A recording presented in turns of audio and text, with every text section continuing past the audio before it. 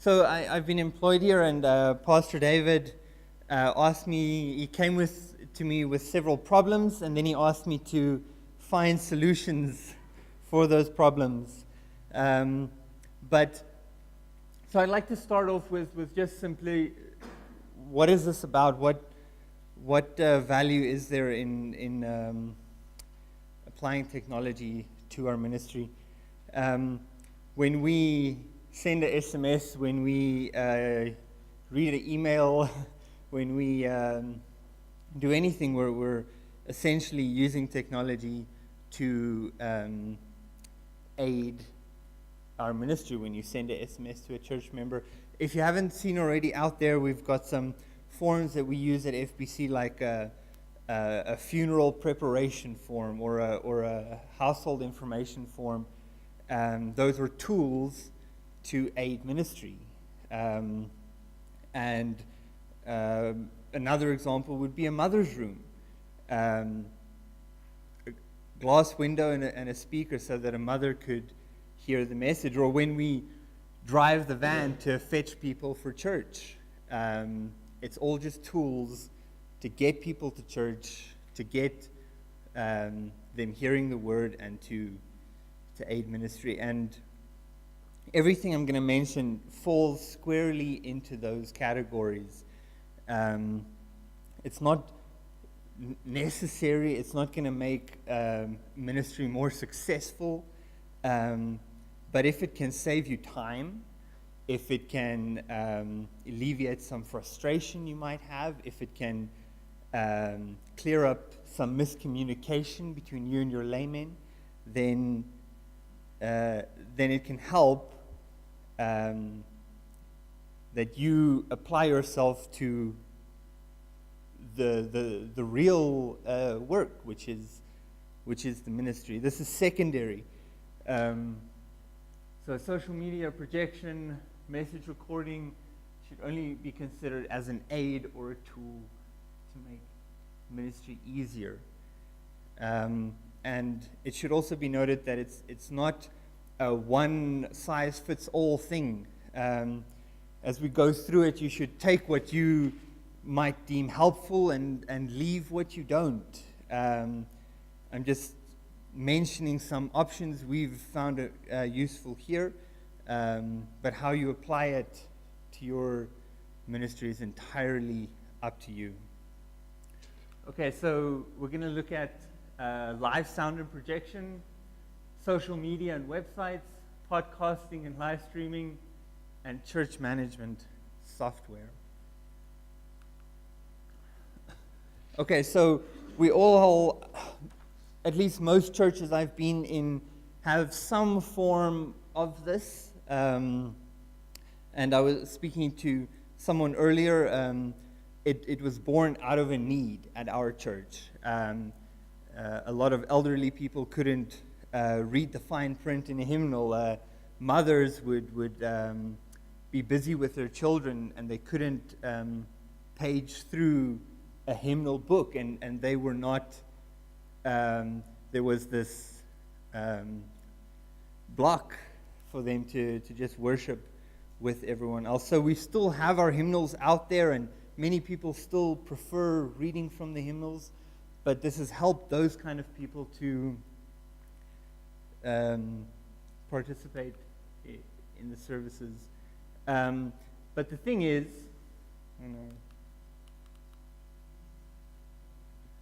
oh my goodness. Hey, Pastor. Oh, I didn't. Okay, so the next slide is basically, if you're using PowerPoint, which is fine, there are some limitations to that. So, for example, when you've got PowerPoint open and you've got it on full screen, you can't use the computer for anything else. It uses 100% of what you're doing is just that PowerPoint presentation. So these programs allow you to project something onto a projector while having complete access to everything else on your computer. I don't know, sometimes maybe you've got your computer plugged in, ready to project, and the congregation is sitting there and they're watching you, click on the My Documents folder and then try and find where the hymn is, and it's distracting. We don't want them to wonder if the pastor is playing Civilization 5. So you want to remove that distraction, and programs like this can really do that. Why I'm recommending these two, Faith Life Proclaim and Open Song. We use Proclaim at the moment. It's a bit pricey. Open Song is free, and they both link to a hymnal database, Song Select. I don't know if you guys have heard of that. It's an online database of tens of thousands of hymns and worship songs, and it gets moved into these programs immediately. What took us an hour and a half every week, putting together all the songs for a Sunday, copying them in, getting the formatting right, getting a background done. It now takes 5-10 minutes with the software. I'm not exaggerating. So over an hour each week of time saved, it adds up. Okay, next slide. So here's just what they look like. If you do find them on the internet, there you can read up further on that. Okay, the next one is social media and websites. Okay. Sorry. A church website in its most basic form is just a digital signboard. It advertises your service times and your contact number and your address. And for many of you, that's really all you need. If you start with one of these suggestions, companies like Weebly and Wix, funny names, they offer services that in the last 5 years have become very foolproof. Before, on a WordPress, it felt like you would need a degree in rocket science just to design a website. But these companies have really opened it up to the masses. They call it a drag and drop interface. So you've got your website, and you've got on the side everything you can add to it, and you're just pulling it. It's visual. There's not a drop of coding required, and it's all in one. They host the site. They provide internet security for it. They provide support for your site. They provide the builder. They do everything all in one place. They do provide free options, but obviously they market it to businesses and companies, so a lot of the functionality is locked behind a price tag. It's not terrible. I think entry level is $5 a month. So if you're struggling, you can consider moving over. And then Faith Life. I'm sure you guys know of the company. They do logos software as well. They provide the same service but catered for churches. So when you start your site, they have built-in functionality for churches in mind, like uploading message sermons, like having a staff page, like having an events page. It's built in to their site. But say you're not in a position to do any of this. You just want that billboard. You just want somebody to Google your church and see, okay, this is when they meet, and this is a contact number. Then I would start with Google Business. It's completely free. If you go to the next slide, Pastor. It's completely free, and it provides two things. If you sign up, it allows you to list your church on Google Maps. And secondly, they give you a free website. A very, very simplistic website. You can't do a lot with it, but it's completely free, and it gives you your own domain name. So even if you don't do anything else, at least do this. At least have something out there. So these are just, that's Faith Life, and that's Wix, if you find it on the internet.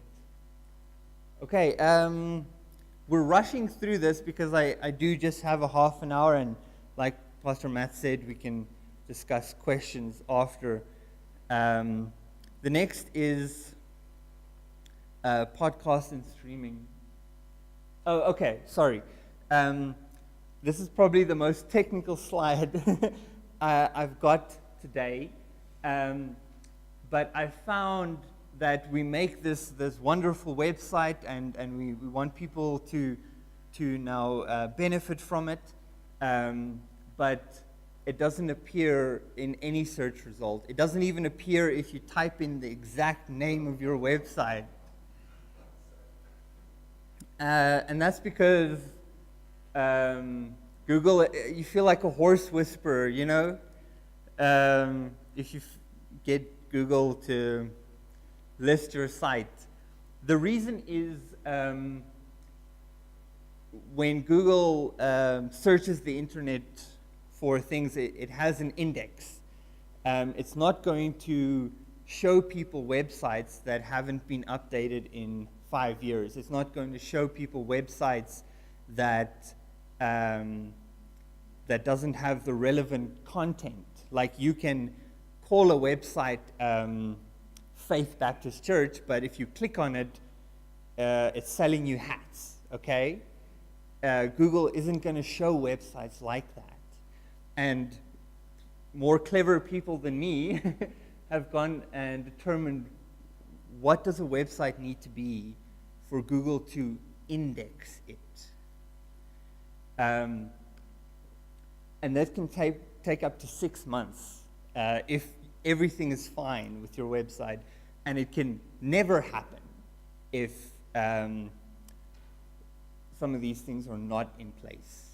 So if you have a website, if you are running a WordPress website and you have established website, take this away from it, because it can really help. Just for example, I had to do all of this manually, hours of painstaking labor. Wix, that I mentioned earlier, has something called an SEO Whiz, search engine optimization, a step-by-step guide to optimize your Wix website from beginning to end. That's why services like that are beneficial. So here's just some examples. Linking your website to your social media, if there's cross-connection, putting keywords onto your website, such as Whitbank, such as church. Yeah, you'd be surprised. You'd be surprised because it's obvious to us. We overlook it, and then when we are actually reading the content on our homepage, it's not mentioned where we minister. Whitbank, for example, I had to go back and change that. So Google looks for keywords when it does these searches, just to keep in mind. Okay, let's move on to podcast and streaming. Now, the need for us was born from Pastor David going to furlough several years ago for about 9 months, and he has a radio ministry here in Witbank, and the radio station needed some way to get his messages onto their station. So what he did, he would record the messages, and he started a website, and he would upload those messages to this website. That's how our church website got started. So it was born out of this very specific need. Now, there was a couple that immigrated from our church to Australia, and they're living in a town of about 500 people. There's nothing there. The last thing you would find there is a good Bible-believing church, if at all. So what they do is they would regularly have a Bible study at their house, and they would download Pastor David's messages that we upload there. So there is great benefit to considering these things in your church. Okay, so there's two parts to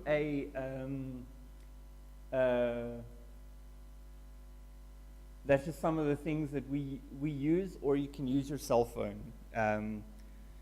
When you're preaching, you put your cell phone in your pocket and you connect a microphone to it and you press record, and there you've got your audio file. So there's two parts to it. The one is a podcast hosting service. If you imagine, Pastor, just the next slide, please, sorry. Okay, podcast hosting. If you imagine a store, this would be like going into the shelves, okay? This is where your audio files gets stored. But what's nice about these services is that, again, like Wix, like the other ones, they do everything for you. They make it as accessible as possible. For example, I was playing around with Buzzsprout. I signed up for the free trial, and I wanted to get my test podcast listed on iTunes. And they provided a step-by-step guide on how to do it. They even notified me that iTunes was not accepting new podcast because of some technical difficulties. And a week later, they notified me again and said the problem is resolved, and we have automatically resubmitted your podcast to iTunes. And I was floored by the service that they offered and how easy they made it. But unfortunately, these services are not free. There is a monthly charge to it. SoundCloud is the only free option I can recommend. It's not a dedicated podcast service. It's like YouTube for music. Okay, anyone can upload original music that they've created to SoundCloud. There's some really nice large Christian library on SoundCloud.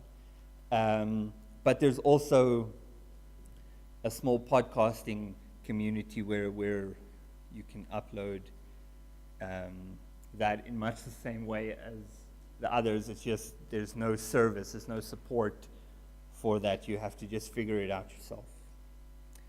And then like I mentioned, the second part is directories. That's like the front of the store or the catalog, okay? iTunes and Google Music, they don't actually store your messages. They just list it in their catalog. And Buzzsprout will help you. Okay, and then this bottom one, Podcast Insights, is a website that has tips and guides and industry standards and things for podcasting. There's just how it looks. That's Podbean, one of the ones, and that's Buzzsprout up there. Okay, I've got 3 minutes. Church management software. For most pastors here, perhaps where church management begins and ends. Oh, okay. All right. I'm flying through this.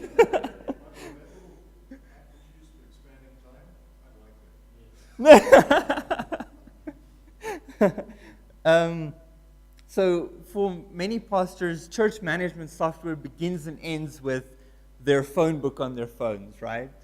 And that's fine. But once you start getting to a couple of hundred people, it becomes difficult to keep track. Who's been baptized? Who's been visited? Who needs to be followed up on? Who's been in hospital recently? And church management software, like Planning Center People, is designed to do exactly that. This is a new system that we've adopted. Before, we used something where we were paying several thousand rand a year, and we weren't happy with it. It was frustrating, and we went to this, and it cost us nothing. This is a completely free service, and it's one of the leading things that you can use today. And I'm not selling it because it's free. I'm just recommending it because we have found it so helpful. Let me go through some of the benefits of what you can find with this service. It has a mobile app. So say if you're doing a visitation and you're parked in front of the person's house, and you can go onto the app and search for their number and call them. So it's mobile. The core software, Planning Center People, is completely free. If you're a church of 10, 50, 500, 1,000, it's always free, no matter how many people you have using it. Some of the features include notes. So every person on the database, you can add a note to them. They were visited this and this day. We went to go see them regarding salvation, and these are the questions they had. And then you know when you go and visit them again, you can refer to the notes. They have filters. You can search the database for people that have birthdays, for people that are over 30, for people. Many different filters can be applied, and workflows. Say you're discipling someone, okay, and you want to do 3 counseling sessions with them, and then after the 3rd counseling session, you want to do a process. A workflow can keep track of that, because if there's 30 people in different stages of discipleship or counseling, it's a nightmare to keep track of. Workflows does that very well. And then you can buy paid add-ons. For example, it has the one we're using is Planning Center Services, and it allows the worship team and the song leader and the pastor to coordinate and set out an order of service without them having to be in the same room at the same time. It's all cloud-based, so we've been using that tremendously. Okay, that's all I have for you, except just some other software that you might consider using. Pinterest is great for Sunday school teachers. If your Sunday school teachers don't know about it already, it's a website with ideas. People put ideas on it, like a little pin board. That's where it gets its name from. Crafts, youth games, decorating. It's really a great resource. Song Select, that's the one that I mentioned. Song Select is a database of tens of thousands of songs, and we pay about 400 Rand a year for the service. It's not expensive. And what it allows you to do, not only can you get the lyrics, you can get chord sheets, you can get sheet music, you can get lead sheets for the songs, anything that you would need, and not just public domain songs that were written 10 years ago. If the database has it, you have access to it for that price. I think the entry level one is about 250 Rand a year, so it's definitely worth looking into. And that's the service that integrates with the presentation software. And then YouTube. YouTube is like the golden rule. If you have any technical issue, any technical problem, any question you can think of, you can probably find a guide for it on YouTube. So just keep that in mind. 90% of my frustrations were fixed. And then PX here is a database of free, copyright-free photos, pictures, millions of pictures that are completely copyright-free that you have access to. So, don't click Google Photos and then say save to downloads. Everything I use in my presentation is from PX here. Now I'm finished.